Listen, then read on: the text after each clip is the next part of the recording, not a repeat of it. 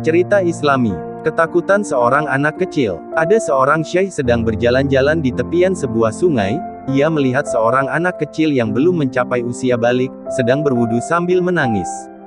Hal itu menarik perhatiannya, maka ia bertanya, "Wahai anak kecil, apa yang membuatmu menangis?"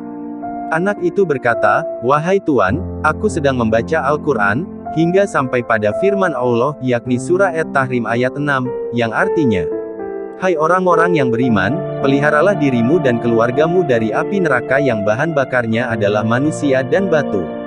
Para penjaganya adalah malaikat-malaikat yang kasar, yang keras, yang tidak mendurhakai Allah terhadap apa yang diperintahkannya kepada mereka, dan selalu mengerjakan apa yang diperintahkannya kepada mereka. Wahai Tuan, setelah membaca ayat ini, aku sangat ketakutan kalau Allah akan memasukkan aku ke dalam neraka." Sang syekh tersenyum bijak, dan berkata, "Wahai anak kecil, engkau seorang anak yang terjaga, maka janganlah kamu takut, engkau tidak patut masuk neraka."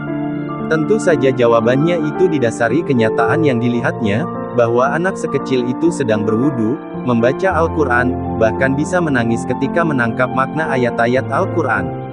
Tetapi mendengar jawaban sang syekh, anak itu memandang dengan keheranan, dan berkata, "Wahai Tuan, bukankah engkau orang yang berakal sehat?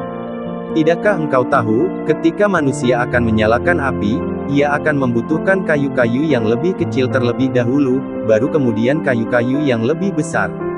Jawaban dari logika anak kecil, yang mungkin belum banyak memperoleh pengajaran tentang ilmu-ilmu keislaman.